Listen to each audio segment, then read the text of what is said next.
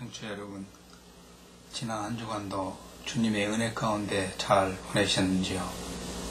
저도 여러분의 기도의 덕분으로 주 안에서 참 쉼을 가졌습니다. 주 안에서 기도 가운데 서로의 안부를 믿고 기억하는 것처럼 아름다운 일은 없을 줄로 믿습니다. 사도 바울이 로마서 1장 14절에서 로마에 있는 성도들을 위해서 기도했습니다. 그는 이렇게 말했습니다. 주 안에서 항상 쉬지 않고 너희를 말하며 이렇게 기록하고 있습니다. 그래서 우리의 신앙생활은 항상 쉬지 않고 주 안에서 우리가 아는 또 기도하고 싶은 성도의 이름을 기억하는 것이야말로 얼마나 아름답고 귀한 삶인지 모르겠습니다. 사랑하는 성도 여러분, 여러분의 일생에서 쉬지 않고 항상 기도한 사람이 있으십니까? 있으시다면 여러분은 정말로 행복하고 아름다운 신앙생활을 하고 있는 줄로 믿습니다. 그래 우리는 이 세상 살면서 주님의 나라에 가기까지 항상 주 안에서 우리 성도의 이름을 기억하며 기도하는 여러분과 제가 될 수 있기를 간절히 원합니다. 기도하고 시작하겠습니다. 아버지 하나님, 오늘 또 살아서 기도할 수 있는 은혜 주시니 너무 감사합니다. 오늘 강의를 통하여 하나님의 은혜를 찬양하고 경건하게 살도록 다짐하는 이 시간이 되도록 축복하여 주시옵소서. 주 예수님 받들어 기도드리옵나이다. 아멘. 존경하는 성도 여러분, 오늘은 최후의 부활에 대해서 말씀드리겠습니다. 갈비는 최후 부활, 우리가 신학적으로 말하면 종말론이라고 하는데, 이 종말론을 마지막에 가서 이야기한 것이 아니라, 다시 말하면 4권 마지막에서 이야기한 것이 아니라 3권 마지막에서 말씀하고 있습니다. 여러분이 잘 아시는 바와 같이 기독교 제3권은 그리스도의 은혜를 받는 길에 대해서 말씀하고 있습니다. 뿐만 아니라 은혜로 주어지는 열매에 대해서도 혹은 효과에 대해서도 말씀하고 있습니다. 따라서 오늘 다루는 이 최후의 부활은 하나님의 은혜를 받고 또 은혜를 기억하고 은혜 받고 사는 신앙생활에 대해서 말씀하고 있는 것을 우리가 이해할 수가 있습니다. 종말론이라고 하는 것은 히라버 에스카토스하고 로고스라는 두 단어의 합성어로서 번역하면 마지막 일들에 관한 가르침이라고 말씀드릴 수가 있습니다. 그래서 오늘 저는 이 마지막 일들에 관해서 여러분에게 말씀드리고자 합니다. 이 말씀을 통해서 그리스도의 은혜를 받고 또 이 세상에서 이 열매를 누리면서 희망을 갖고 살 수 있기를 간절히 원합니다. 오늘 말씀드렸듯이 우리 신자는 종말을 믿습니다. 또한 그래서 우리의 신자의 생활을 종말론적 신앙이라고도 말씀하고 있습니다. 그렇다면 이 종말론적 신앙이 무엇입니까?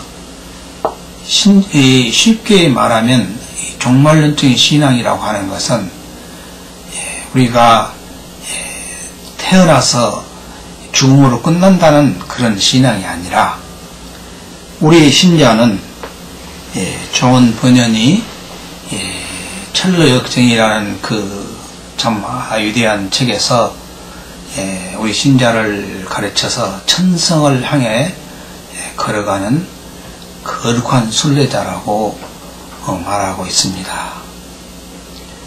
제가 지금 언제인지 기억이 없습니다만은 한국에서 여로라는 그런 드라마가 한때 굉장히 그 인기가 있었다고 들었습니다.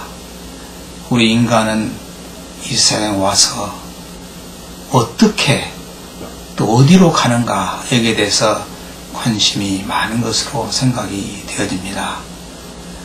그렇다면 우리가 이 시간 우리가 깊이 생각할 것은 우리 신앙이 종말론적이고 우리도 어떤 종말을 향해서 걸어간다면 그 신앙이 어떠한 신앙이고 우리의 궁극적인 종말이 무엇인가를 생각해 볼 필요가 있습니다. 우리 신자의 궁극적인 소망이 무엇이겠습니까? 칼빈은 이렇게 말하고 있습니다. 우리 신자의 궁극적인 소망은 영원한 하나님과 더불어 영원히 사는 것이라고 했습니다. 여러분이 잘 아는 바와 같이 우리 인생은 한 번 오고 한 번 간다고 그렇습니다. 한 번 오고 가는 거. 또 어떤 사람은 빈손으로 왔다가 빈손으로 가는 것이 인생이라고 말합니다. 그렇습니다.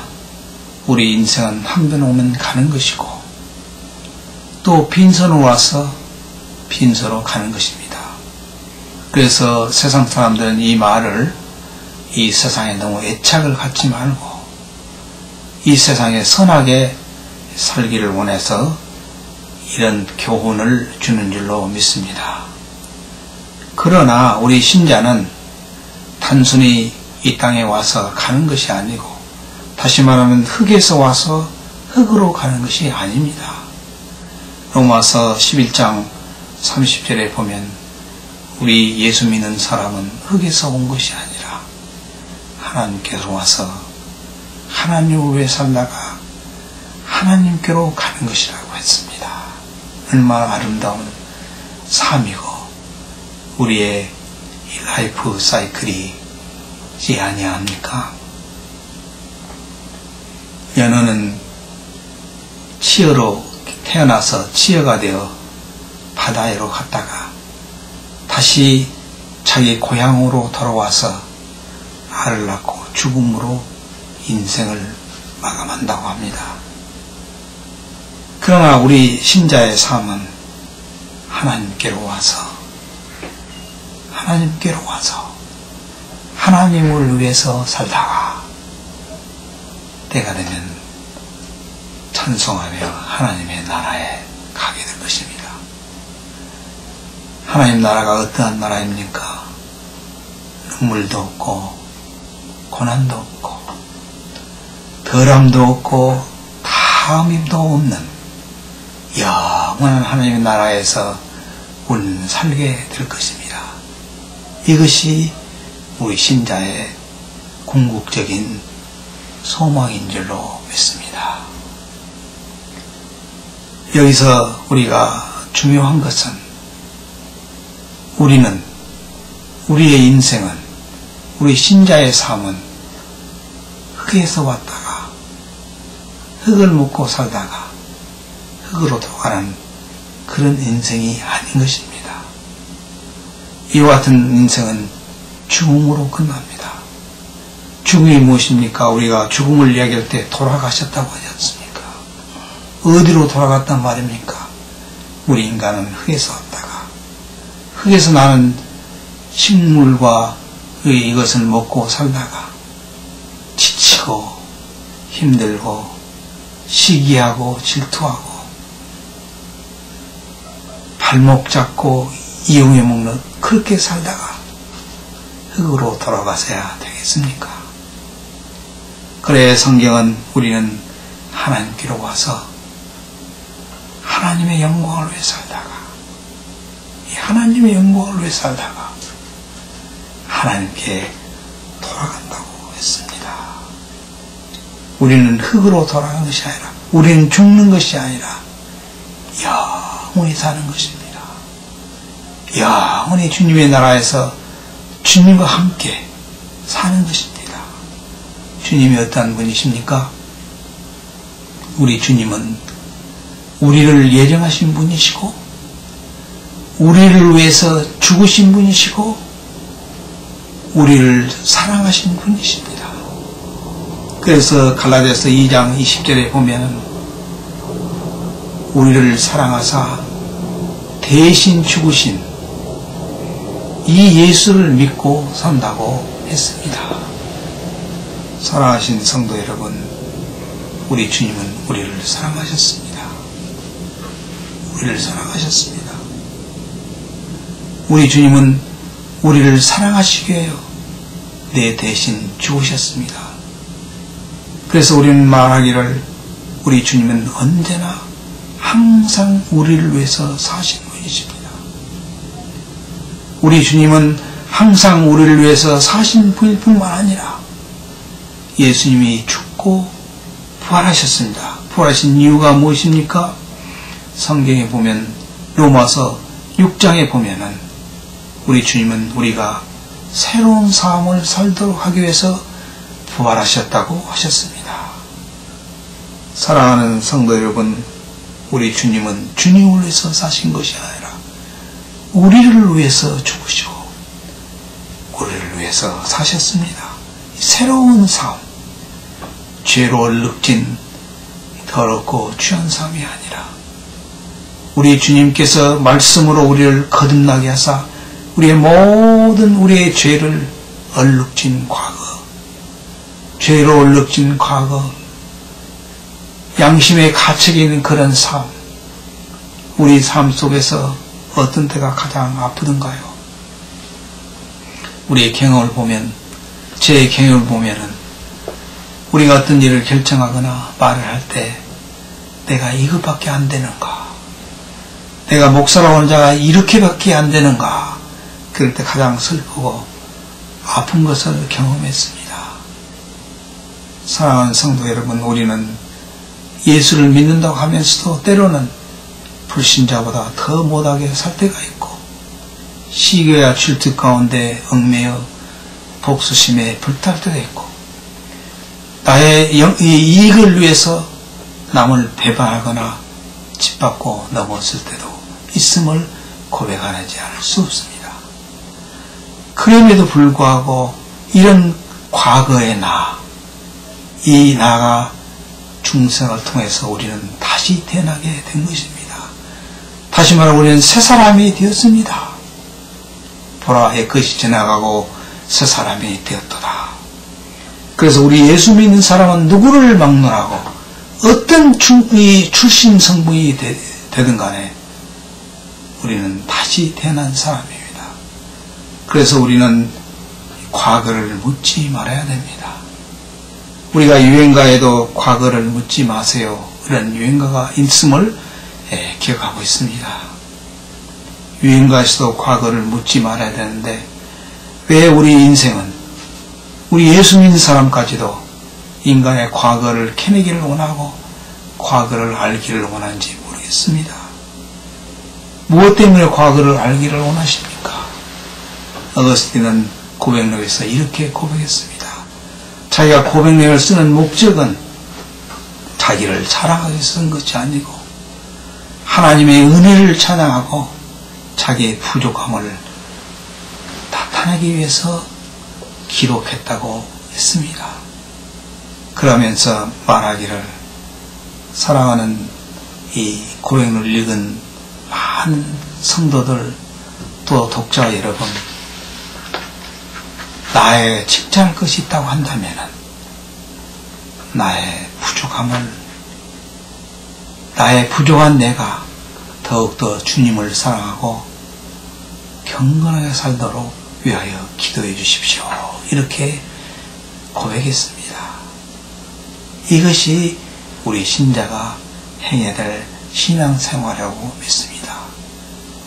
여러분, 어느 사람의 과거를 안다면 과거를 판하여 발목을 잡으려고 하지 말고 그 사람이 하나님 안에서 경건하게 살도록 더 성숙한 신자가 되도록 위해서 우리는 간절히 기도해야 할 줄로 믿습니다. 사랑하는 성도 여러분, 우리 주님은 우리를 위해서 죽으시고 부활하셨습니다. 이 부활이 우리에게 희망의 근거가 되는 것입니다. 사랑하는 성도 여러분, 우리의 희망이 어디에 있습니까? 우리가 원하는 것이 이루어지면 희망이 있는 것입니까? 그렇지 않습니다. 희망이라고 하는 것은 글자 그대로 아직 이루어지지 않는 것이 희망입니다. 아직 이루어지지 않는 것이기 때문에 우리가 희망하는 것입니다. 누가 이룬 것을 희망을 합니까?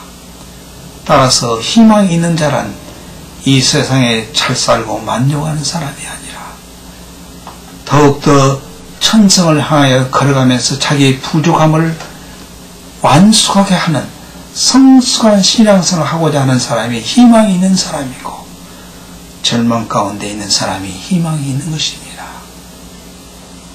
여러분이 잘 아는 이 언스트 블로우라는 이 공산주의 철학자는 희망의 원리라는 책에서 희망이라고 하는 것은 아직 이루어지지 않는 무엇이라고 했습니다.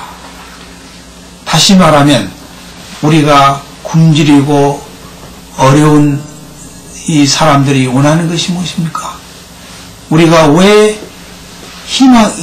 보다 더 잘 살고 그런 사회를 원하는 것입니까? 그것은 우리가 굶주리고 어려운 살기 때문에 희망이라는 것이 있는 것입니다. 그러나 우리 기독교의 희망은 로마서 4장에 보면은 아브라함은 바랄 수 없는 중에 바라고 믿었다 그랬습니다. 이것이 기독교의 희망입니다. 바랄 수 없는 중에 바라고 믿는 것.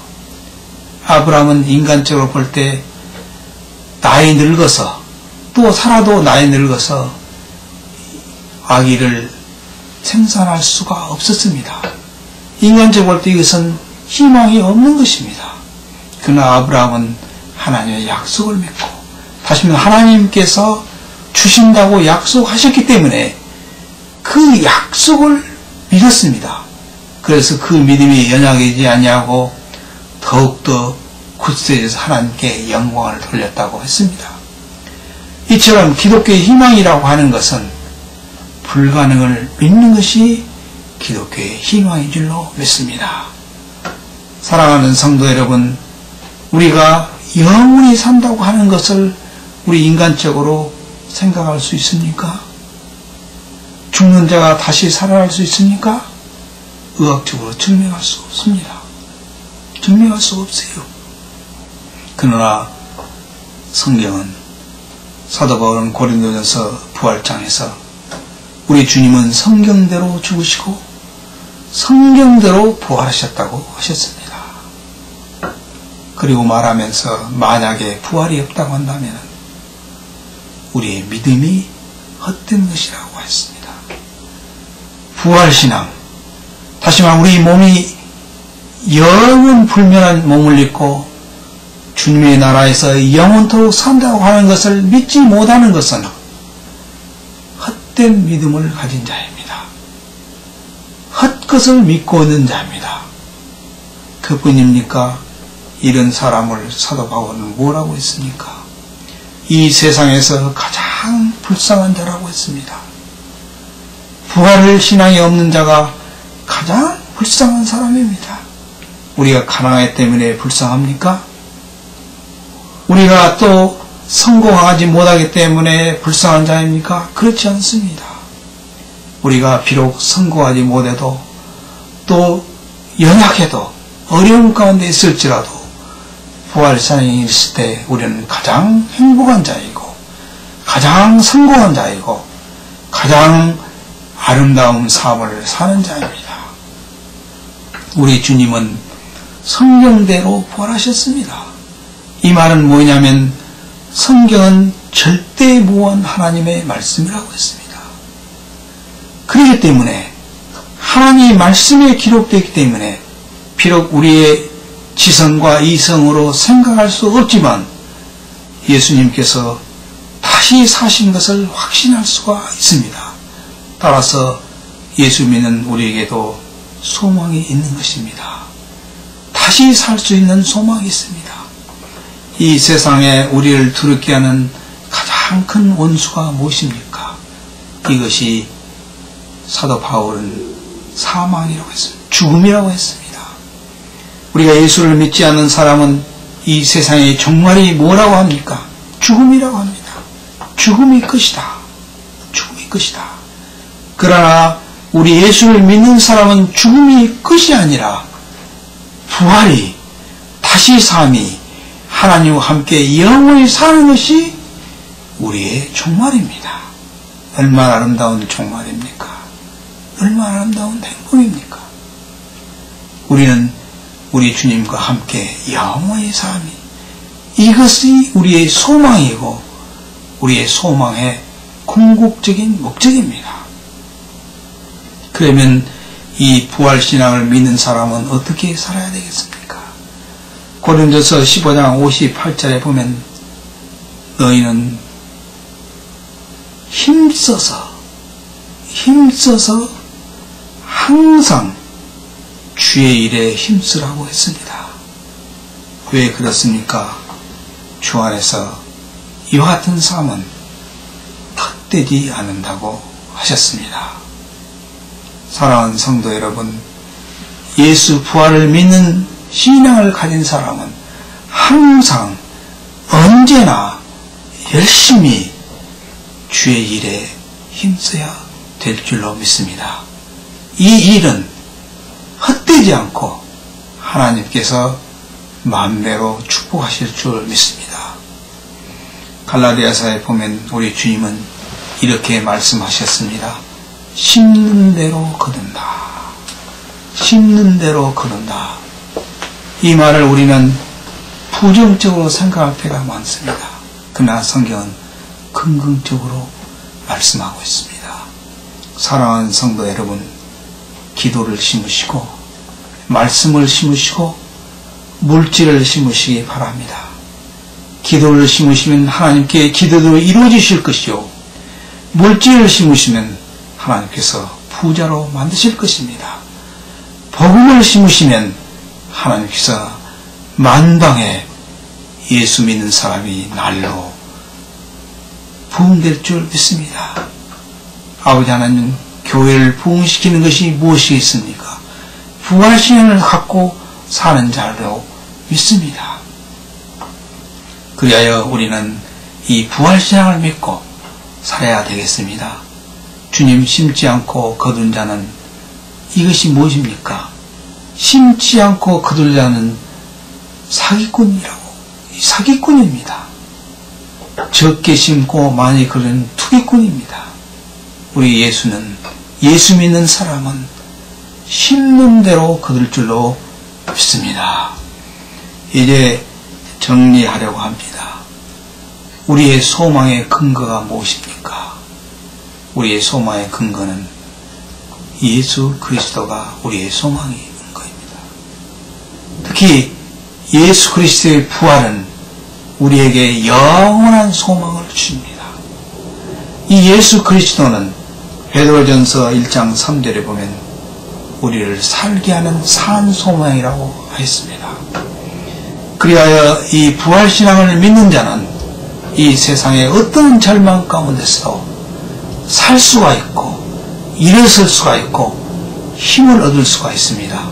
왜냐하면 이 예수님이 우리를 살게 하는 산 소망이 되시기 때문입니다. 사랑하는 성도 여러분, 우리는 이 산 소망이 되신 예수 그리스도를 믿고 천성을 행하는 거룩한 순례자로서 이 땅에서 주님의 영광을 위해서 열심히 힘써 주의 일을 할 수 있기를 간절히 바랍니다. 그러면 우리는 주님과 함께 영원한 하나님의 나라에서 행복하게 더함도 없고 덜함도 없는 영원한 안심 가운데서 살 수 있을 줄로 믿습니다. 기도하고 마치겠습니다. 사랑이 많으신 아버지 하나님, 우리의 궁극적인 소망이 무엇입니까? 우리의 궁극적인 소망은 이 세상에 있는 것이 아닙니다. 영원히 주님의 나라에서 영원토록 사는 것이 우리의 궁극적인 소망이고 우리의 삶의 목적인 줄 믿습니다. 아버지 하나님, 우리가 천성을 향한 거리건 순례자로서 이 세상에 주님의 일에 더욱 힘쓰며 사는 자들이 되게 하여 주시고, 기도를 심고 복음을 심고 물질을 심는 자들이 되게 축복하여 주시옵소서. 주 예수님 받들어 기도드리옵나이다. 아멘.